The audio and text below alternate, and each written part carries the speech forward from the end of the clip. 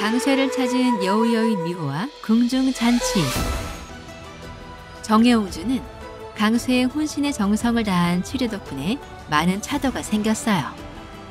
병상에 누워 정신을 잃고 있었던 시간이 수개월이었는데 드디어 눈을 뜨고 정신을 차렸어요. 옹주가 눈을 뜨자 효비는 크게 기뻐하며 눈에 눈물을 머금고 옹주를 불렀어요. 정예야, 정신이 드느냐? 애미다. 이 애미를 알아보겠느냐? 어머니. 옹주가 입을 떼고 말을 하자 효비는 눈물을 닦고는 상공에게 일렀어요. 어이를 들라 하라. 그리고 옹주를 치료한 의원도 함께 들라 하거라.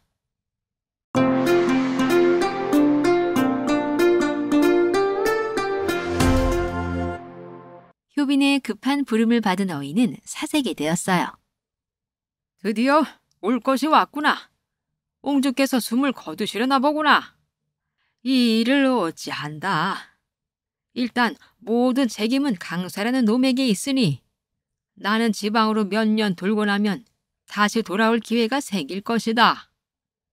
옹주의 처소에 당도한 어이와 강쇠가 허리를 한껏 숙이고 꾸부정한 모습으로 주춤주춤 옹주의 방에 들었어요. 마마, 부르셨사옵니까? 소신, 부름 받잡았나이다. 효비는 눈가에 눈물이 가득 고인 채 어이에게 말했어요. 우리 옹주에게 상태에 변화가 생겼어. 어이는 효빈의 말에 지레 겁을 집어먹고 부들부들 떨며 이야기하였어요. 이 모든 것은 다 옆에 있는 의원이 한 일이지요. 소신은 마지막 희망을 가져본다는 마음으로 그리 한 것이지. 소신과는 아무 상관이 없습니다, 마마. 효비는 어이 말에 냉랭하게 말하였어요. 그리한가? 내 우리 아이의 병에 차도가 있어 큰 상을 내리고자 이리 부른 것인데 자네가 그리 말하니 그럼 저 의원의 콩만 치하하면 되겠구만. 그것이 무슨 말씀이시옵니까, 마마? 우리 아이가 드디어 눈을 뜨고 입을 열었네. 이 모든 콩이 자네 말대로 저 의원의 콩이라 하니 자네는 그만 물러가게. 내 저자에게 우리 딸이 회복되도록 진료를 맡길 것이네. 그제서야 상황 파악이 된 어이는 당황하여 효빈에게 고하였어요. 소신이 내 의원을 총괄하고 있는 사람인데 어찌 저를 물리시고 옹주마마의 진료를 논할 수가 있겠사옵니까? 마마, 그 명은 거두어 주시옵소서. 효빈은 능력이 없이 입만 산 어이가 탐탁치 않아 이렇게 이야기했어요. 시끄럽소.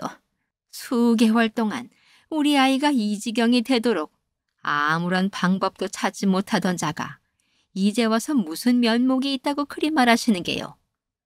내 이미 마음을 정하였으니 물러가시게. 예, 마마. 옹주의 처소에서 물러나온 어이는 어리둥절하기만 하였어요. 아니, 어찌 저런 돌팔이 같은 자가 옹주의 병을 치료할 수 있었단 말인가? 다 죽어가던 사람을 이렇게 단번에 낫게 하다니. 내 평생 이런 일은 본 적이 없구나. 저자에게 그런 능력이 정말 있다는 것인가? 아무튼 나에게 화가 미치지는 않을 것 같으니 다행이라 생각해야지. 영감, 뭘 그리 혼자 중얼거리고 계십니까요? 아무것도 아닐세. 그나저나 옹주마마의 병이 많이 호전되시었네. 그것이 참말입니까? 어찌 그런 일이? 영감께서도 손을 놓고 계시지 않았습니까? 그럼 그 강사라는 작자가 정말 병을 치료한 것입니까? 나도 그자에게 그런 능력이 있다는 것이 참으로 희한하네. 아무튼 큰 고비를 한번 넘긴 셈이니 어떻게 흘러가는지 지켜봄세. 효빈은 강쇠를 감사한 눈빛으로 바라보며 이야기하였어요. 자네의 능력이 정말 뛰어나구나. 어이조차 손을 놓고 치료하지 못하였던 우리 딸아이의 병을 고치다니. 강쇠가 멋쩍은 표정으로 머리를 극적이며 이야기했어요. 아닙니다, 마마. 운이 좋았습죠. 효비는 자애로운 눈으로 강쇠를 바라보며 이야기하였어요. 그래, 자네가 바라는 것이라도 있는가? 있으면 편하게 이야기해보게나. 무엇이든 상감께 아래어 내 들어주겠네. 저희는 딱히 바라는 바는 없습니다. 그렇다면 지금 그대가 살고 있는 곳은 어디인가? 해미서 한 귀퉁이 작은 방에 거처하고 있습니다. 자네가 필요한 것이 없다고 하니 그럼 자네에게 적당한 벼슬을 내리고 집을 하나 구해줄 테니 거기서 기거하게. 황송한 따름입니다, 마마. 자네가 한 일에 비하면 아무것도 아니네. 개의치 말게나. 그렇게 강쇠는 효빈의 총애를 받게 되었고 임금은 교지를 내려 종 6품의 벼슬을 내렸고 도성 안에 큰 집과 하인들을 마련해 주었어요. 큰 집에서 하인들을 바라보며 강쇠가 혼잣말을 하였어요. 내가 이렇게 큰 집의 주인이라니 믿기지가 않는구나. 고향에 계신 부모님이 아시면 크게 기뻐하시겠지? 두 스승님께서는 지리산으로 돌아가셨을까? 언제고 사람을 시켜 내 소식을 전해야겠구나.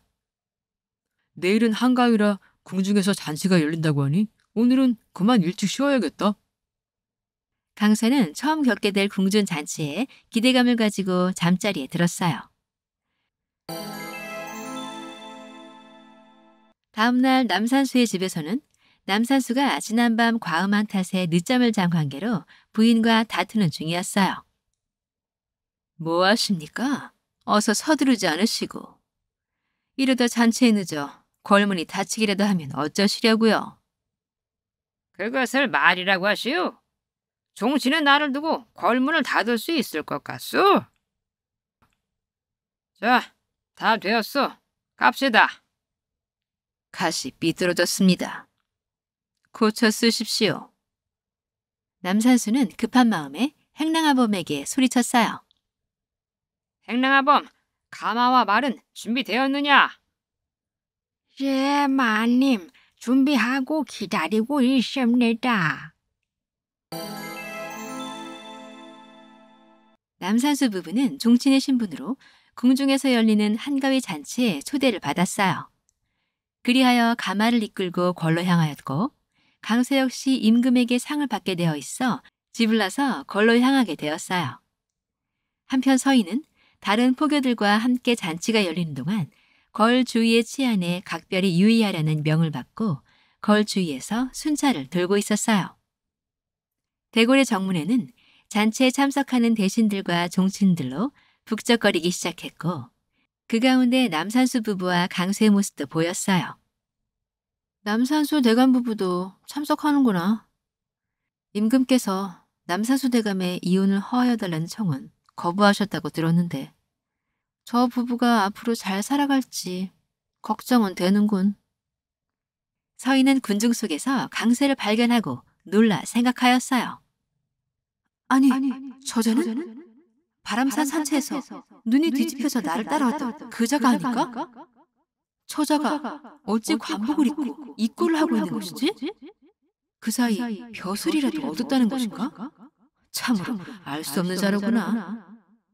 대궐의 주변에는 강쇠를 주시하고 있는 다른 사람이 또 있었으니 그 사람은 바로 다름 아닌 미호였어요.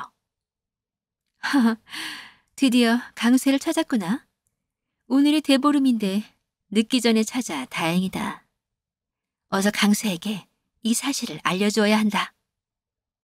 강쇠를 우연히 발견한 미호가 강쇠를 만나기 위해 서둘러 몸을 움직였지만 강쇠는 대궐 안으로 자연스럽게 들어가 모습을 감추었고 미호는 걸문을 지키는 군졸들에게 저지를 당하였어요. 어디 감히 걸음을 지나가려 하느냐? 너 같은 상것이 출입할 수 있는 곳이 아니다. 내가 아는 사람이 지금 이곳으로 들어갔어. 그를 반드시 당장 만나서 할 이야기가 있소이다.